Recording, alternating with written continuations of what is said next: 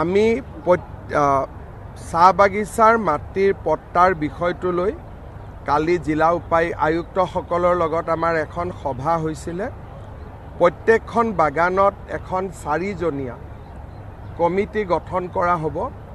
সেই 4জনীয়া কমিটিখনে শ্ৰমিকসকলক আবেদন পত্ৰ সংগ্ৰহ কৰাত সহায় কৰিব, কাৰণ মাটি বাৰী তাত ডিটেইলছ থাকিব, ফিল আপ কৰিব লাগিব। সেই কামখিনি তেওঁলোকে কৰিব আৰু ৰাজ্যপালৰ অনুমোদন পোৱাৰ লগে লগে বাগানৰ পৰা মাটিটো চৰকাৰলৈ হস্তান্তৰ কৰাৰ প্ৰক্ৰিয়াটো যাতে সম্পূৰ্ণ কৰিব পাৰি তাৰো যাৱতীয় নিৰ্দেশ কালি আমি জিলা আয়ুক্তসকলক দিছোঁ। আৰু পৰ্যায়ক্ৰমে এখন এখনকৈ বাগান, কাৰণ 800 বাগানত একেলগে একেদিনাই ছাৰ্ভে কৰা সম্ভৱ নহয়। পৰ্যায়ক্ৰমে যাতে বাগানখিনি তেওঁলোকে ছাৰ্ভে কৰি এটা নিৰ্দিষ্ট সময়ৰ ভিতৰত গোটেই প্ৰক্ৰিয়াটো শেষ কৰে, তাৰ কাৰণে কালি আমি ভাল কৰি আলোচনা কৰিছোঁ। আৰু জিলা আয়ুক্তসকল কনফিডেণ্ট, তেওঁলোকে ভাবে যে তেওঁলোকে খুব সোনকালে এই মাটিৰ পট্টা দিয়াৰ কামটো শেষ কৰিব পাৰিব। এতিয়া নাটক কৰোঁতে কৰোঁতে মানে হাতত কাগজ পায়েই যাব। তেওঁলোকে নাটক বুলি কৈ আছে, নাটক কৰোঁতে কৰোঁতে কাগজ লৈ কালি পৰহি এনেকৈ মিটিঙত মাতিয়ে দিম আপোনালোকক যে অমুক তাৰিখে আহিব, ভূমি পট্টা বিতৰণ কৰিম। কাৰণ আমি টাৰ্গেট এটা লৈ চলি আছোঁ।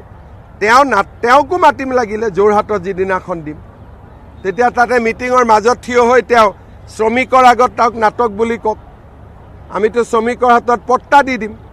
সিদিনাখন তেওঁ নাটক বুলি ক'ব নে কি ক'ব?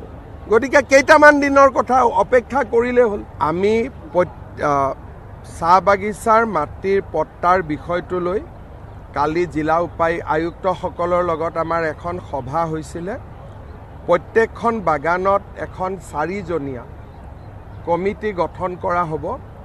সেই 4জনীয়া কমিটিখনে শ্ৰমিকসকলক আবেদন পত্ৰ সংগ্ৰহ কৰাত সহায় কৰিব, কাৰণ মাটি বাৰী তাত ডিটেইলছ থাকিব, ফিল আপ কৰিব লাগিব। সেই কামখিনি তেওঁলোকে কৰিব আৰু ৰাজ্যপালৰ অনুমোদন পোৱাৰ লগে লগে বাগানৰ পৰা মাটিটো চৰকাৰলৈ হস্তান্তৰ কৰাৰ প্ৰক্ৰিয়াটো যাতে সম্পূৰ্ণ কৰিব পাৰি তাৰো যাৱতীয় নিৰ্দেশ কালি আমি জিলা আয়ুক্তসকলক দিছোঁ। আৰু পৰ্যায়ক্ৰমে এখন এখনকৈ বাগান, কাৰণ 800 বাগানত একেলগে একেদিনাই ছাৰ্ভে কৰা সম্ভৱ নহয়। পৰ্যায়ক্ৰমে যাতে বাগানখিনি তেওঁলোকে ছাৰ্ভে কৰি এটা নিৰ্দিষ্ট সময়ৰ ভিতৰত গোটেই প্ৰক্ৰিয়াটো শেষ কৰে, তাৰ কাৰণে কালি আমি ভাল কৰি আলোচনা কৰিছোঁ। আৰু জিলা আয়ুক্তসকল কনফিডেণ্ট, তেওঁলোকে ভাবে যে তেওঁলোকে খুব সোনকালে এই মাটিৰ পট্টা দিয়াৰ কামটো শেষ কৰিব পাৰিব। এতিয়া নাটক কৰোঁতে কৰোঁতে মানে হাতত কাগজ পায়েই যাব।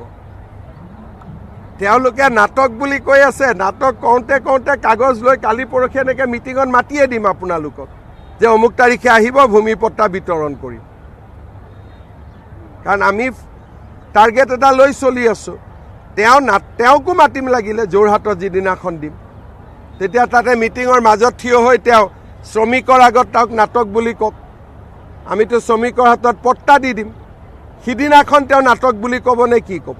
গতিকে কেইটামান দিনৰ কথা অপেক্ষা কৰিলেই হ'ল।